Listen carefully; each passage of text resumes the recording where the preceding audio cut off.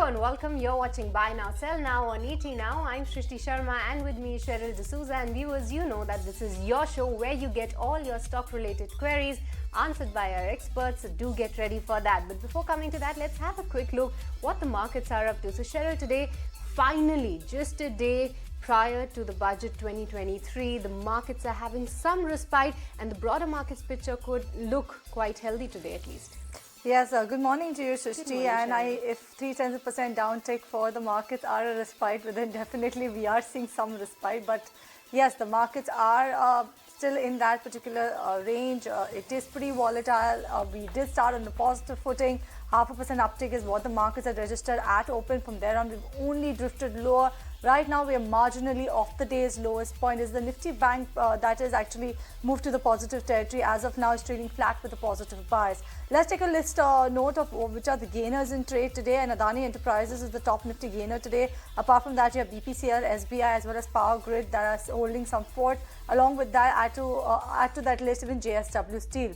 But on the losing end, you have Tech Mahindra, that is actually the top Nifty loser in trade today. Remember, Tech Mahindra is also reacting to its quarterly earnings. You have Britannia, HDFC Life, Bajaj Finance as well that are seeing some sort of a downtick in today's trading session. So if you look at the way how the list of gainers and the losers have been panning out, it'll be easier to guess which is the top sectoral loser, and that is the Nifty IT index. That's the one that's losing about 1.5% in today's trading session. Followed by that, you have FMCG and Pharma that are seeing downticks. So defensive are playing spoil sport in today's trading session. But on the flip side, you have PSU Bank Index that's back to its winning ways. You have PSU Banking Index that's seeing an uptick of about 2.9%. Remember that these counters were under immense pressure over the last few trading sessions as well. Your small cap index that's outperforming the benchmark very smartly. 1.9% uptick coming in for the broader markets. You also have mid cap index that's seeing good uptick. So yes, all in all, some respite, like Shrishti said. You have the benchmarks that are under pressure, but it's the broader markets that are leading the way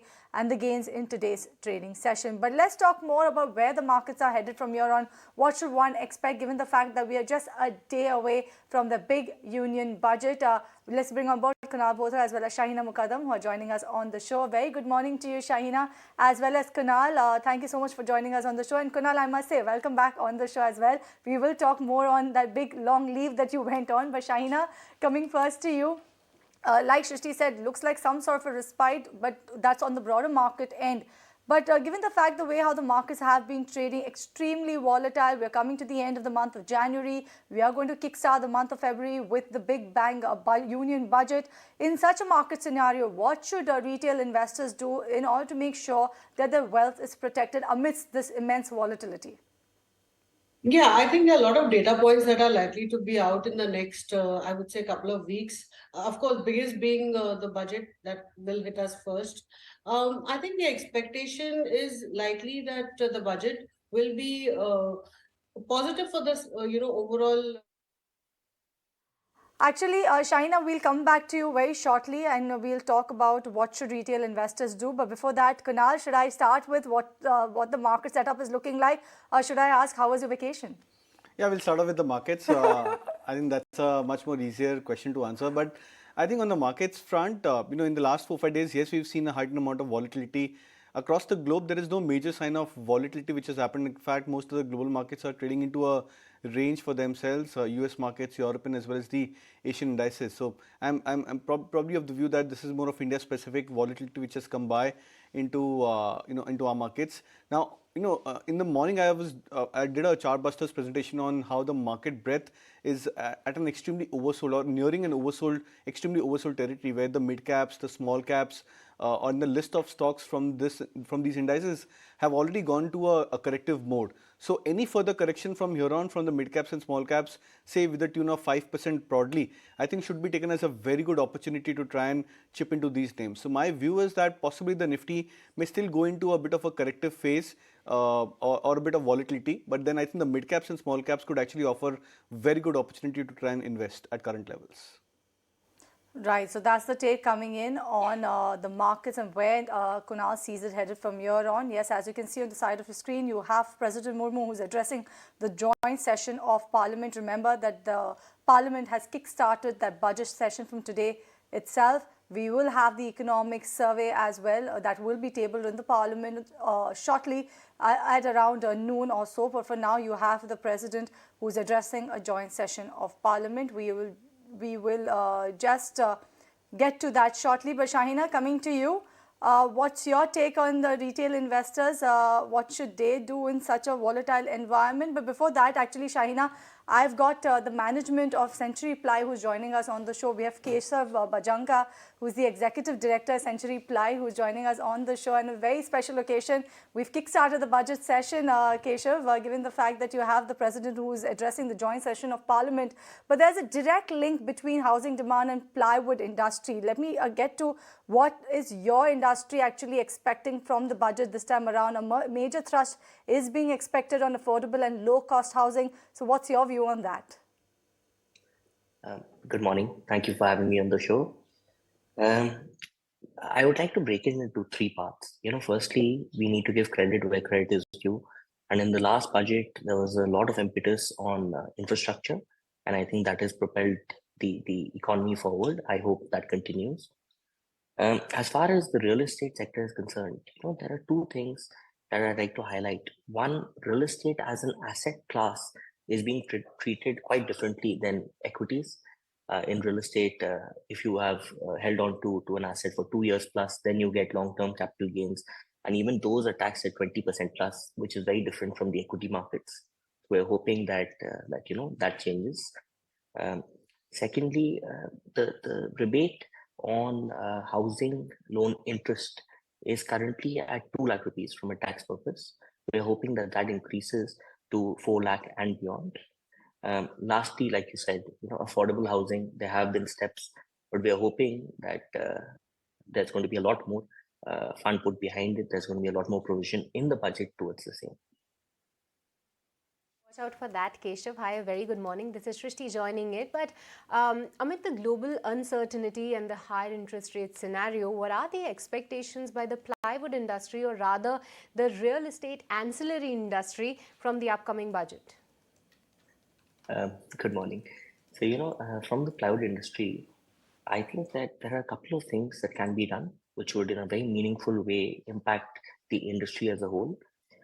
If you look at furniture, India has every ingredient to become one of the largest exporters of furniture in the world, but it requires a bit more impetus behind it.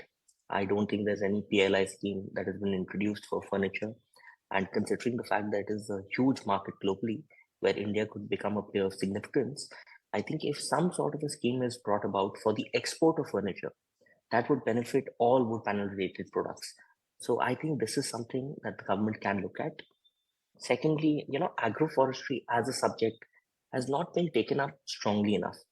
Agroforestry can lead to increase in the green cover of India. It can lead to employment of thousands of farmers. And of course, it can make raw material available for products such as meat, for products like paper. So I think if the government pushes something through for agroforestry, that could definitely help the industry in general. Right. Keshav, coming back to the housing theme, and the positive housing theme actually may lead to an increase in the already fierce competition that we are seeing in the unorganized sector. How are you, being an organized sector player, tackling this sort of a competition, and is there any pricing pressure that you're witnessing? So, I think competition is always good. It helps you become more efficient. But when you look at the unorganized sector, the sort of tax arbitrage, illegal tax arbitrage that they're undertaking, that puts a bit of a challenge on us. Having said that, after COVID, we have seen there's a steady movement from the unorganized to the organized. Consumers are becoming more brand conscious, and that is playing into all organized players, but us in particular as the market leader. Having said that, as the market leader, we do have pricing power. So I think we've been able to pass on all the raw material price increases to the market, perhaps better than the unorganized players. So I don't see any sort of an issue there going forward. Okay, but Keshav, just wanted to know, any talks on resumption on the anti-dumping duty on MDF? I think talks have begun, but it's a little too early to comment on the same. But definitely, as an industry, we are working towards the same.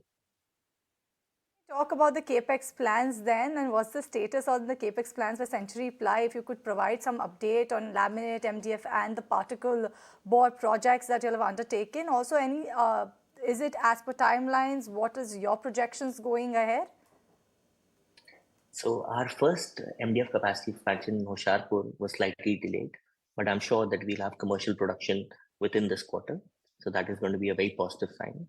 With regards to the expansion in the MDF capacity in the south, the greenfield unit coming up in Andhra Pradesh, that is very well in as per timelines, and that will come into production H2 of this year. And the laminate capacity addition that we are undertaking in the south, again, is as per timeline and will come up in H1 of this year. I mean, the following year.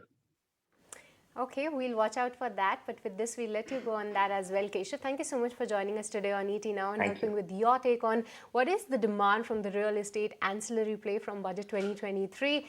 And along with that, what are the factors that are playing for Century Plywood at this point in time? And let's bring on board our experts. We have Kunal, Bothra as well as Shahina Mukaddam. And Shahina, I asked you the question right on top of the show. What should actually retail investors do to make sure that their wealth is protected, given the fact that we are in a volatile market situation? We are at the end of the month of January, and come February, you will have the big union budget. So how should one brace themselves for the volatility ahead and make sure their wealth is protected? Well, yeah, as you have mentioned, also there are many headwinds actually that are going to impact the way the markets move. Having said that, I think India is in a relatively good position versus the other, say, G20 markets, where we are expected to do at least 5.6% growth in GDP going forward next year. So I would believe that the investors should continue investing, deploy their money in the equity markets, but do so cautiously because, there's a lot of volatility. I think you should select good stocks, good managements with good business potential that you believe will do well in the long term, and deploy the money at corrections, because I believe this market is going to give us good corrections going forward given the huge type of volatility that is there. So I don't think you should rush in, but keep your stock list ready and keep deploying money cautiously. So much, Shaina, for that advice. So that's the advice coming in for all the retail investors. But let's move on and now connect with the management of IIFL Finance. This time around, the company has declared a decent set of numbers where the asset quality has improved. The core loan growth has seen an improvement on a YY basis. But going ahead, what is the expectation on the growth outlook? Let's understand more from the CFO of IIFL Finance, Mr. Kapilish Jain, joining us right now live onto the show. Hi, a very good morning to you. Firstly, onto the NII expansion. It's largely muted despite strong interest income growth. How quickly is your asset side going to get repriced as per you? So if you see in detail, you realize that NII has expanded. We have been able to pass on the rate hikes which has happened in the last few quarters. And that has been passed on to both our home loan customers, to the mortgage finance customers, and some bit on the gold finance as well. And while we have been able to keep our cost of borrowing muted. So NII expansion has happened, and we don't see any further immediate need to expand it further as long as we manage our liabilities better. Right. Hi, good morning. This is Cheryl also joining in the conversation. If you could tell me, how are you translating the whole of the liability side rates hike to the assets? So, if you see our borrowing mix, you realize that we have been able to keep our borrowing at the same level to what it was maybe in last year, 9 months. And that has happened because we've been actively managing our liability. We have been able to exit our high cost borrowing. We have leveraged our equity and our performance to go towards lower spreads and lower cost of resources on the borrowing side. So with that regard, there have been a very, very marginal or close to zero kind of a rate increase for us on the borrowing side. In the coming quarters, there could still be some marginal hikes which can come in because of the way market will behave, whether it's on the bank's MCLR sides or on the repo side. And if need be, we will do some kind of a pass on to ensure that we are managing our NIM and remain us to where we are today on the NIM side. Okay, Kapish, but now if you could just tell us what is the outlook on your loan growth going ahead, and specifically which segments are you growing in?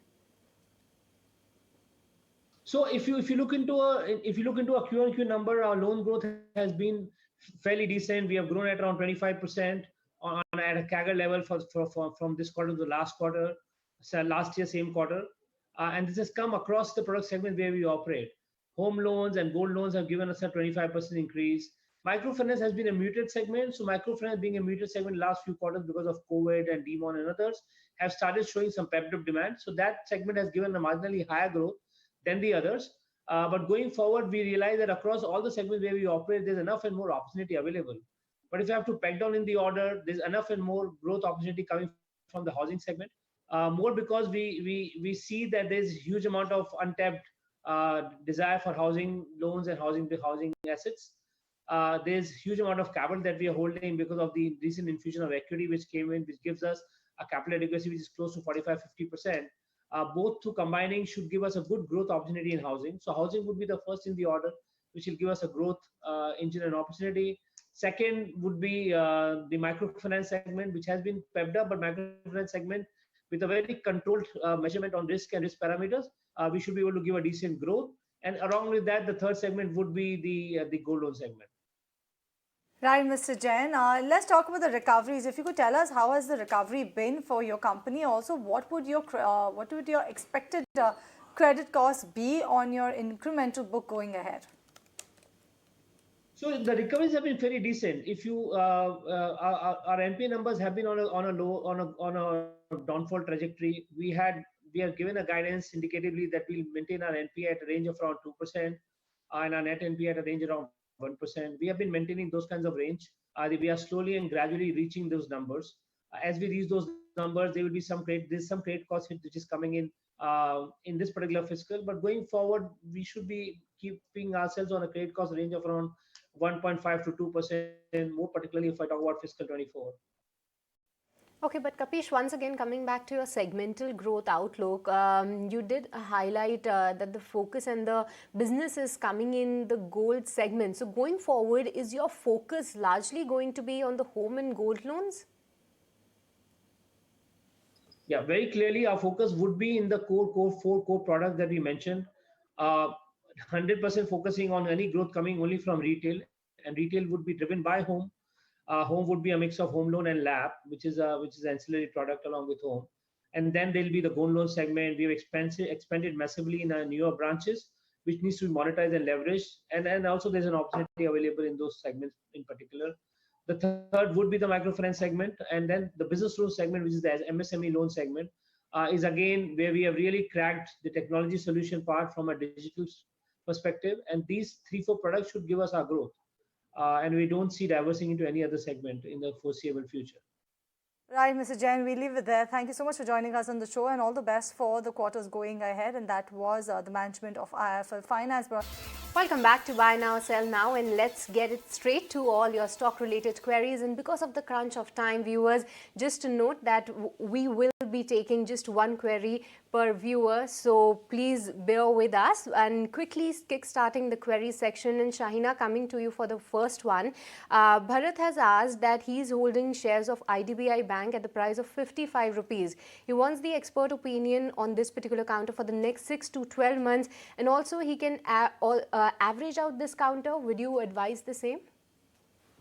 We can average if the stock dips, not immediately. Maybe if we can average around at 45, then it will be a decent move. Kunal wants a short-term view on RHI Magnesita. Can he buy the stock for the short to medium term? 3 to 6 months is the view. Yeah, I think at 775 is a good support. Currently, the stock is at 800 levels. So I think keeping 750, 60 as a stop loss, you can look to buy RHIM. Okay, Shahina, once again coming to you, Venkat Rao has been holding shares of LIC Housing Finance from 2015. He entered this counter at the levels of 430 at a huge loss right now. He wants to know the fundamental take on this one. Well, yeah, it has been a stark underperformer if you've taken this huge long-term period.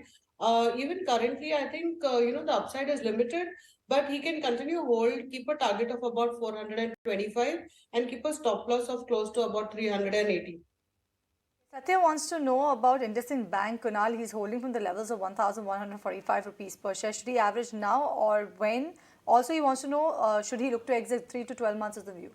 I think you can continue to hold on for IndusInd Bank. Yes, the stock has corrected like most of the other private sector banking names, but I believe that possibly when the markets get into a recovery phase, and the bank nifty starts to get into recovery, then I think IndusInd Bank would be one of the primary stocks which can lead into a strong recovery. So I would suggest to hold on to the trade as of now. Okay, Kunal, coming to you, Karthik is also welcoming you back onto the show and he wants your view on HDFC Life's 600 call option for the February series. Any short-term targets on this one? Thank you so much for that, Karthik. But on HDFC Life, I would still suggest an avoid now. And this is a strategy call. You should ideally not go for contra trades into these kind of market scenario. However lucrative the risk reward may appear to be, because then the possibility that these stocks may get into a corrective phase is much more higher. I would suggest that wait out for a phase where HDFC Life breaks past about the 600 barrier. That would be a time where you can look to buy at the money call option, which would be a 600 call option, but not at current zone. We have this one from Manish, and this one's for you, Shahina. He is asking that given that there's budget tomorrow, some of the sectors have already seen some sort of an action like defense and PSU fertilizers. He wants to know, do you recommend entering any of these counters for a short-term gain for a period of around 6 months or so? Defense continues to remain a good sector. So, you can continue to add positions if you're already in defense.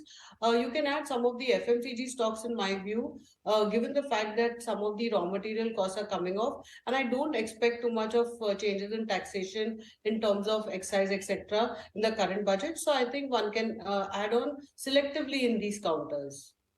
Okay, Shahina, coming to you for the next one. Shiva has been holding shares of Tata Motors from a price of 385, currently at a profit, but he wants to know, will that be advisable to shift to IndusInd Bank right now from this money and keep it for the next 1 year?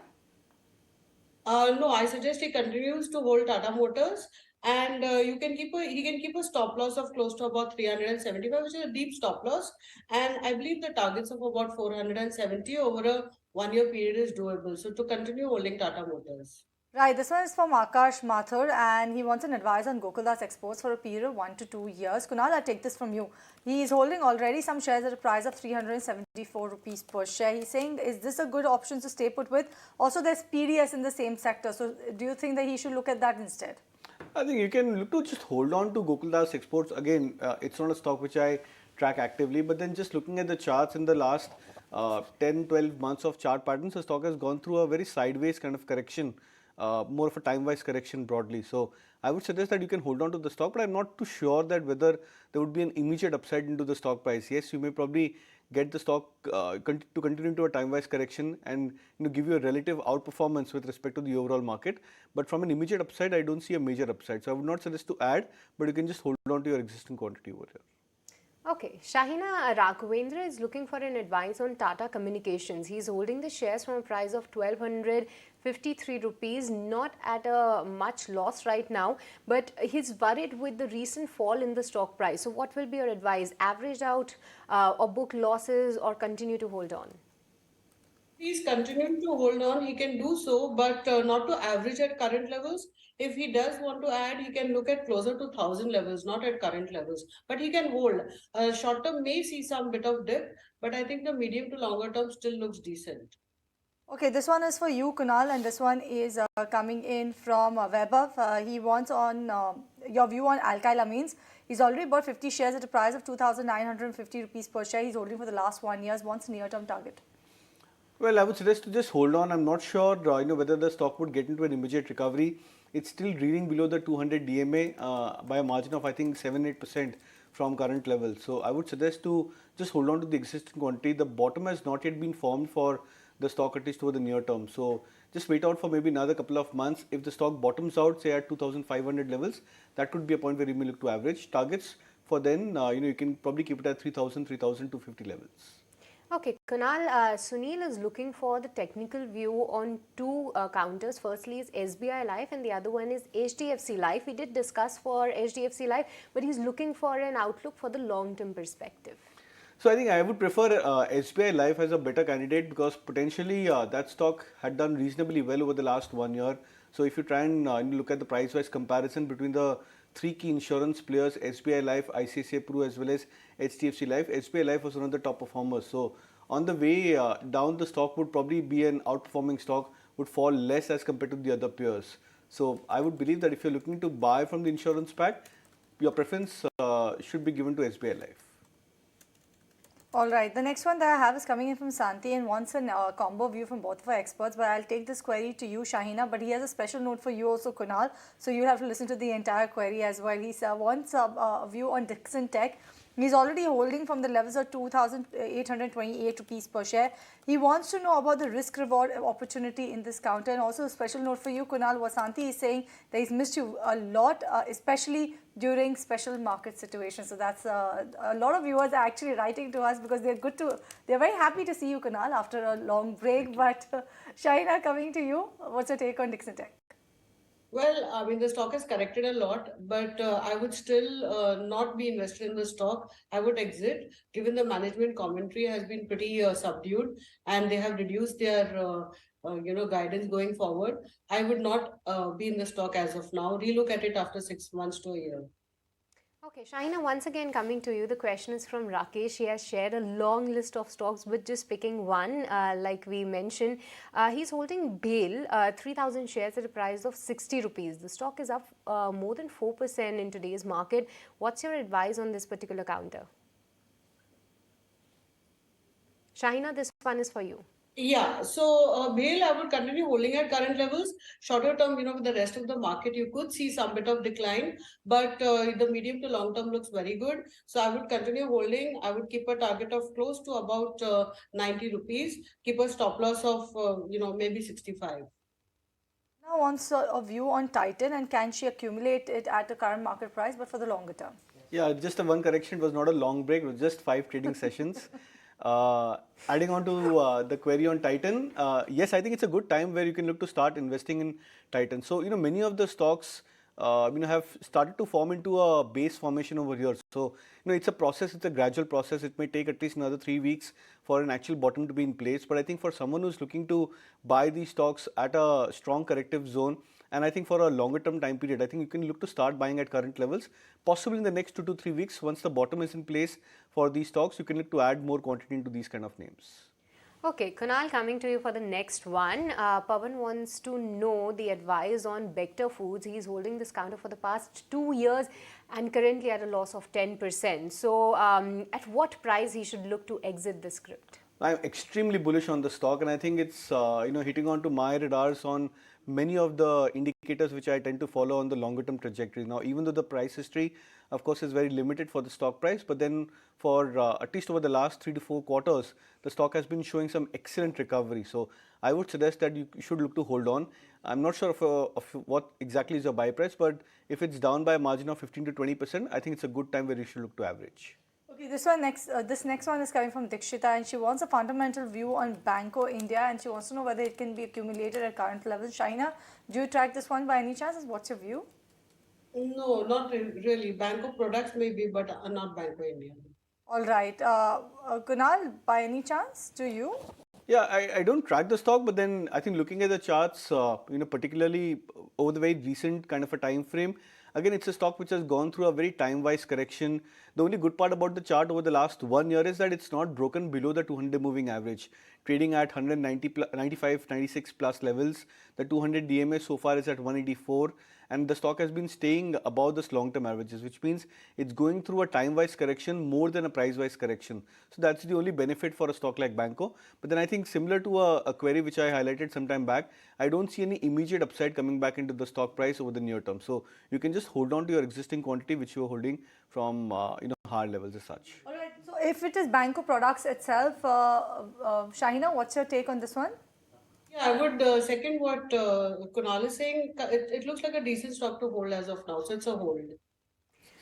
Okay, moving on to the next one. Shahina, the question is from Nageshwar and he's holding shares of Natco Pharma from a price of 595. Currently at a loss, but he wants to know for the next 1 year what is the outlook and will that be advisable to deploy another 1 lakh rupees in this particular counter?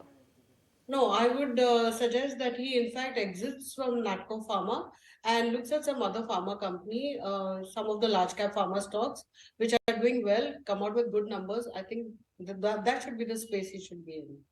Okay, Geeta has a query, two queries. One is on IndusInd Bank, which we already had Kunal answer on. The next one is Bank of Baroda. 187 rupees is the buy price for her. 6 to 9 months view, Kunal. She wants you to answer. So, what's your outlook on this one? So of course, because of the recent news flow, the stock is also under some severe selling pressure. But if I remove that kind of a noise into the stock price, I think the chart looks very attractive for Bank of Baroda and for most of the other PSU banking stocks as well over the medium to long term. So I'm sensing that assuming if there is no major selling which comes by and news flow which is negative for the stock over the next maybe couple of weeks, and if the stock and the selling gets arrested at current levels of 155, 160 levels, I think it's a very good time where you should look to even average Bank of Baroda. Okay, Kunal, coming to you for next one. Hitesh wants you to pick one counter from the three options that he has in mind. Firstly is Tata Investment, Bajaj Holdings, and the other one is HDFC AMC. One out of the three for the long term. I would pick none. All three stocks have been trading into a very listless kind of trading zone. HDFC AMC particularly, I think the stock has just been falling consistently over the last 1 year. So I think even at current levels, it doesn't seem like the stock has gotten to any kind of an oversold territory. Bajaj Holding, Tata Investment, even these stocks have gone to a corrective phase. And the holding companies, they tend to do pretty well when the markets are at an extremely strong bull phase. In this kind of an environment, it is, these stocks, they tend to underperform. So that would be one of the reasons why I would avoid the first two names. And for HDFC AMC as well, I believe that the stock is not hit into any kind of an oversold territory. So I would avoid the stock at current levels. Okay, next one is coming from Panduranga Rao and Kunal. He wants to know whether he should add some more shares of Reliance and SBI at current levels, either one of them. So Reliance, I would believe that maybe at 2,250 levels could be a better level to enter the stock, which should be another 4 to 5% on the downside. So assuming if post-budget there is any kind of a corrective or volatile phase, then I think you should try and take opportunity of buying the stock at those levels. SPI, yes, I think it's a good level where you can look to start nibbling into the stock price. I think closer to 200-day moving average would be a fantastic level where you can look to average further. So maybe another 20 rupees on the downside, and I think the stock could offer some good risk reward opportunities at those levels. Okay, so that's the advice coming in on SBI. But with this, viewers, it's time to slip into a short break. But don't go anywhere. We'll be right back to admit more of your stock-related queries. Welcome back. You're watching Buy Now, Sell Now on ET Now, and let's continue with taking all of your stock-related queries then. And we have the next one that is coming in from Ajay Kumar, and he wants to know, is AB Capital, Anantraj, or even Manappuram Finance a good buy in current market situation for the near term? Shahina, out of these three companies, which do you think stands out the most, and is it advisable to buy them right now? See, AB Capital, he can buy it, but please buy it at slight dips. Maybe closer to about 130, 100, 120, 130 would be a better level to buy it, not current levels. Manappuram, I would say that he can actually look at investing in Manappuram at current levels. So I think both the stocks are good, but please look to hold it for the long term because short term markets are very volatile. Moving on, and Kunal, coming to you, the question is from Sumantra, and he's been holding the shares of IRCTC since 2021. He entered at a price of 900. After that, the stock also saw a stock split. What is the short-term outlook on this particular counter? I think the short-term outlook would still be a bit, I would say, volatile as well as tricky for IRCTC. I don't see any major upside coming back into the stock price. Also, I think on the technicals, especially on the daily charts, there has been a bearish crossover where the 50 DMS crossed below the 200 moving average. So that could probably play into a negative side for the stock of IRCTC over the very near term. But I would believe that once the stock scales past about the 700 mark is where you should look to average further for IRCTC. That could be a time where maybe the stock may get into a strong reversal mode. So as of now, you can just hold on to your existing quantity. Okay, this was from Anuradha, a bit of a longish query, but Shahina, she has weekly SIPs in banks like IDFC First, ICICI, HDFC, Axis and Bank of Maharashtra. Should she continue or increase the SIPs considering that we are likely to see some correction, or we are seeing some correction underway, and also the budget? So do you think it makes sense to continue with the SIPs mainly in the private sector banks? I would say that she should continue with the SIPs. See, none of these private sector banks are cheap, but they've come out with such good numbers. Like, for example, ICICI Bank. I mean, a bank which is growing at 20%, 18, 19% in advances, our double digit in deposits. I think, you can continue adding, keep your SIPs on. Public sector banks, maybe Bank of Maharashtra, I would look to close my SIP. But to some of the other private sector banks, HDFC Bank, I would continue and keep adding at every lower levels. Okay, moving on, and it's now time to kickstart the rapid fire session. And Shahina, coming to you for the first one. Chandrasekharan has been holding shares of Dixon Technologies from a price of 4,200, currently at a huge loss. But what is the short-term outlook for the next 1 year? I would say it's exit. Okay, James has purchased Waka Pharma at a levels of around 220 rupees per share. 300 shares is what he has. What should he do, Kunal? Hold or look to exit? Period of 1 year. I think you should look to exit. Okay, Shahina, Rajshekhar has purchased MapMy India from a price of 1,400. Should he continue to hold on? MapMy India, yeah, he can continue hold. It's an expensive stock, but hold for the long term. Okay, Girish has MRPL at the price of 90 rupees per share. Should he continue holding on to it, Kunal? I would suggest an exit. Okay, Kunal, Advait is at a loss of 20% in Bajaj Finserv. Is this a good stock to average out at these levels? Yeah, I think it's a good stock to average at 1,300 levels. Okay, Vasu wants to know about Loris Lab for the next 2 years. A good one to invest in. What's your take on this one, Shahina? I would wait. I would not invest in at current levels. So, no. Okay, Kunal Venkatramani is looking for a technical outlook on Ambuja Cements, holding these shares from a price of 590. What is the outlook for the next 1 year? Well, difficult to say after such kind of news flow and the stock price reaction, but I would suggest to not average at current levels just because the stock has fallen down significantly. Okay, Padma has Deepak Nitrite as well as alkyl amines planning to switch to Axis and RSCTC. Do you think that this particular move is advisable, Shahina? Yeah, I think she can move on to Axis from Deepak Nitrite. That would make a good switch. Okay, Kunal Venugopal Reddy bought shares of Voltas from a price of 832. What is the outlook on this? I'm bullish on the stock. I think you should look to even average at current levels of sub 800. Right, and this one is from Muni Raju. He has Bayer Crop. He is at a loss, Kunal. He wants to know what should he do. He's been holding on for the past few years. I think you can continue to hold on. Possibly at 4,300 levels is where you can look to average. Okay, Shahina Srinivas has been holding shares of Indian Hotels from a price of 320 rupees. Hold or sell? Hold. I think there's a lot happening in the sector even now. All right, and with that, we come to the end of the rapid fire as well as queries. Thank you so much, Kunal, as well as Shahina, for joining us on the show and also giving us your take on the markets and what should viewers do with their individual stock holdings. But with that, right.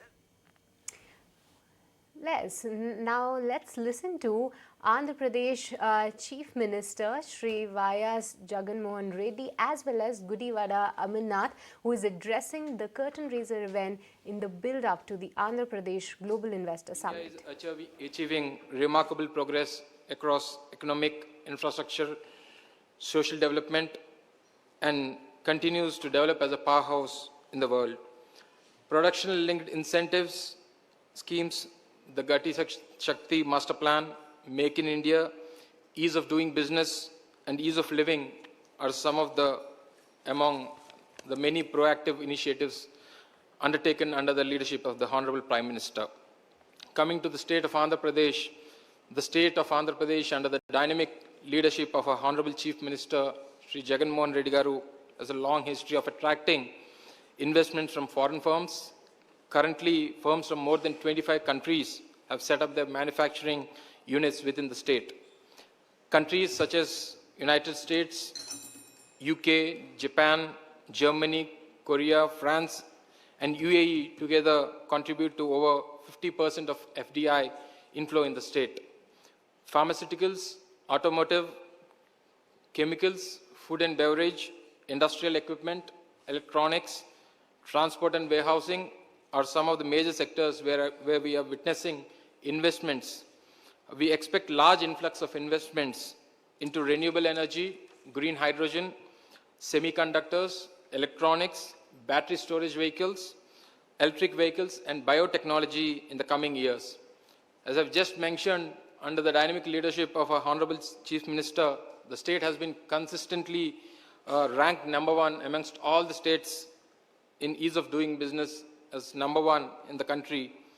The ranks are based not just on the processes and systems in the state, but on the feedback provided by the industries operating in the state, which means it's even more authentic.